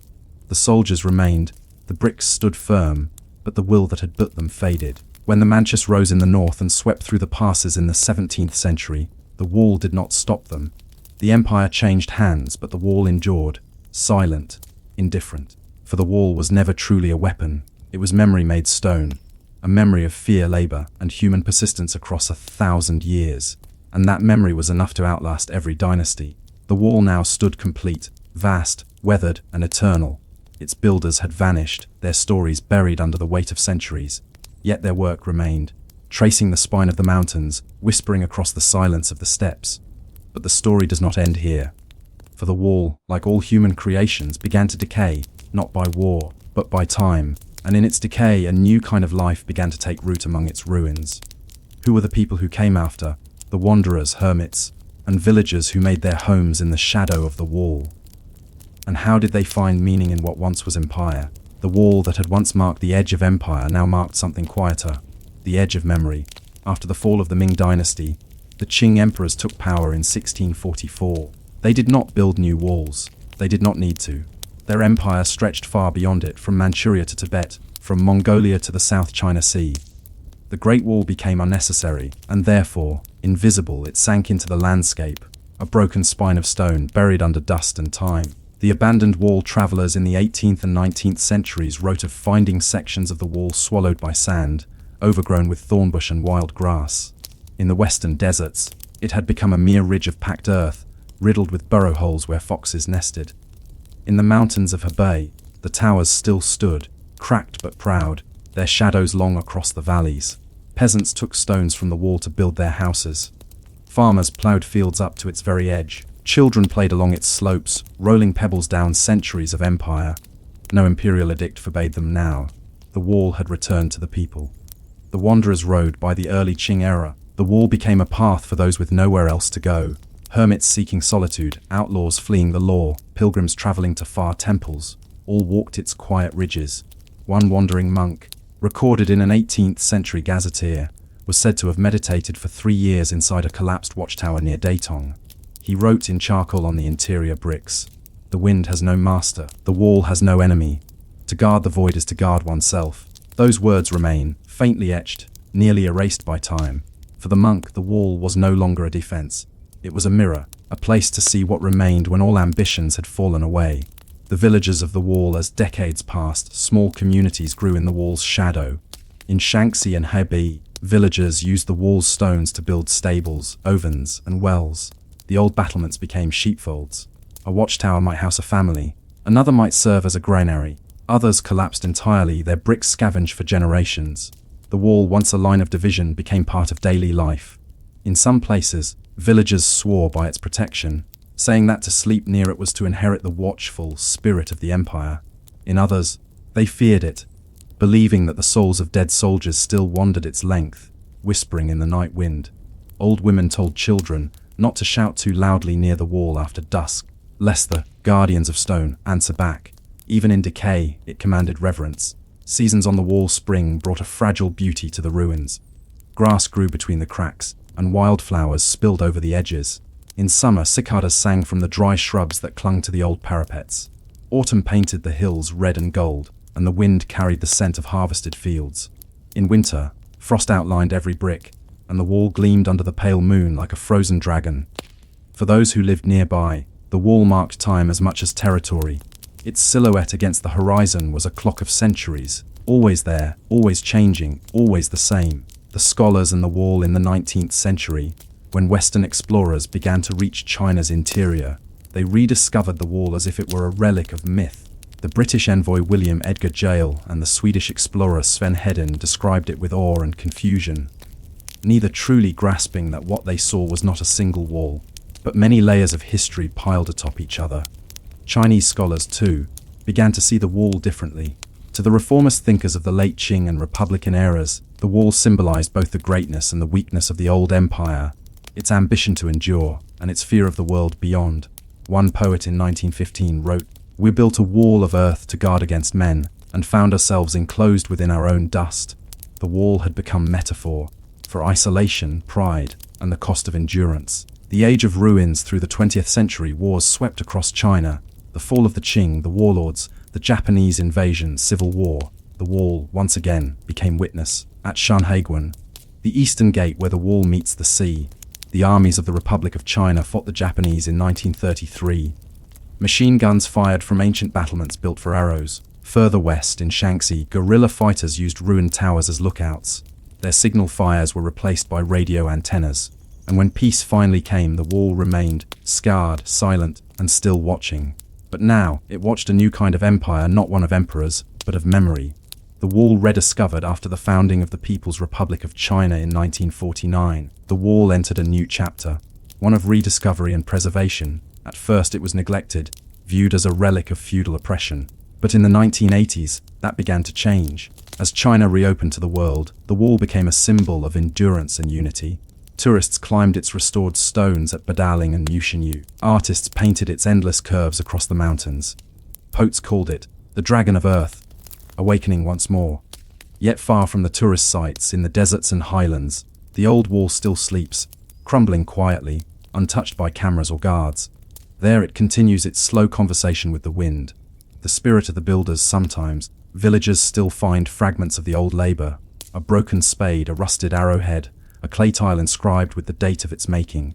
Each fragment feels intimate, as if the hands that shaped it had just left. Local elders say that when the wind is strong enough, it carries voices, the faint chanting of the workers who once tamped the earth and hauled the stone. Perhaps it is imagination, or perhaps it is memory lingering in matter. For every brick is a syllable in the long, unspoken story of endurance. The wall is not a monument to triumph, but to persistence. The will to keep building, even when every dynasty before you has fallen. The wall in the modern mind today, satellite images trace its length like veins across the land, a network of stone, soil, and myth visible from the edge of space. But the truth of the wall lies not in its vastness, but in its fragility. It is cracked, eroded, and in many places lost. Wind and rain do their work more patiently than any army, yet that fragility gives it life. To walk along a broken ridge, and feel the roughness of ancient bricks under your fingers, is to touch the labor of people who never knew your name, who worked for emperors whose faces are forgotten, in languages now silent. It is to understand that history's truest monument is not what endures perfectly, but what continues to decay beautifully. The return to silence at dusk, the wall becomes almost invisible. Its shadow merges with the ridges of the mountains, and only the wind remains. If you listen closely, it sounds like breathing, the slow exhalation of centuries. Somewhere a shepherd calls his flock. Somewhere an old woman closes her door against the night. And the wall, as it has done for over 2,000 years, keeps its watch, not over enemies, but over time itself. It no longer divides, no longer defends. It simply is, a presence that needs no purpose to endure. Epilogue. The echo of dust. In the end, the Great Wall is not a single structure. It is a rhythm, a repetition of human effort, erased and rebuilt across millennia. Every brick is a gesture of defiance against impermanence. Every ruin is a reminder that defiance always yields to time. And yet the echo remains. The wall still speaks, not in stone, but in the silence between stones. Not in height or strength, but in the persistence of those who built, rebuilt, and remembered. It whispers the same truth that all empires eventually learns, that what we build to protect ourselves often becomes the thing that outlives us. The wind hums over the northern hills. The dust settles, and the wall, patient, endless, human, continues to breathe beneath the sky. Close your eyes for a moment and listen. Before the hum of machines, before the echo of gunpowder, before a single brick of the Great Wall was laid, there was the river. The Yangtze, or Changjiang, the long river, has flowed for more than 40 million years.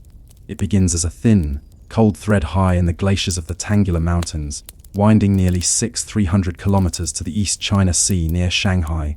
To the people who lived along its banks, it was never just water. It was time made visible, a current that linked birth, labor, hunger, and renewal. Here empires rose not by stone and sword, but by the rhythm of the floods. The first settlers of the river long before the name China existed, the river had already shaped human life. By around 7000 BCE, small farming villages appeared along the Yangtze's middle reaches, near modern-day Hubei and Hunan. These were the early Neolithic communities of Daxi, Kujiling, and Hemingjia, among others. They grew rice, not the dry upland kind, but the water-loving species that needed patience and rhythm. To grow rice was to live by the river's moods. Every season brought both promise and threat. Too little rain, and the paddies cracked into dust. Too much, and the water devoured the crops. And yet, people stayed. They built raised dwellings on stilts, wove baskets from reeds, and carved small clay figurines of women, symbols of fertility and the earth's generosity. They learned that to live by the Yangtze was to live with uncertainty, not against it. The river's language even today, the river has many voices. In its upper reaches near Tibet, it murmurs beneath sheets of ice. Through Sichuan's gorges, it roars against cliffs. By the time it reaches the plains of Jiangsu, it whispers through reeds and mist. Ancient villagers gave each sound a meaning. A distant rumble in the night meant rain upriver. The croak of frogs was a sign that the water would soon rise. The silence before dawn, the stillness without ripples, was the river holding its breath. It was not superstition. It was survival. For generations, the people read the Yangtze like a scripture, one written not in ink but in flow.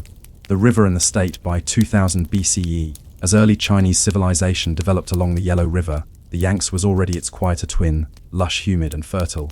But by the Zhou dynasty's 946–256 BCE, its valleys were becoming central to the empire's expansion. The river was both artery and obstacle. Governors and generals built dikes, canals, and levees, trying to tame the current. They drained wetlands and extended rice fields, building settlements that followed the water's course. The most famous of these early engineers was Li Bing, governor of Shu, modern Sichuan, in the 3rd century BCE. He oversaw the construction of the Dujiangyan irrigation system, a vast network of channels and levees that redirected the Min River, a Yangtze tributary, without using a dam.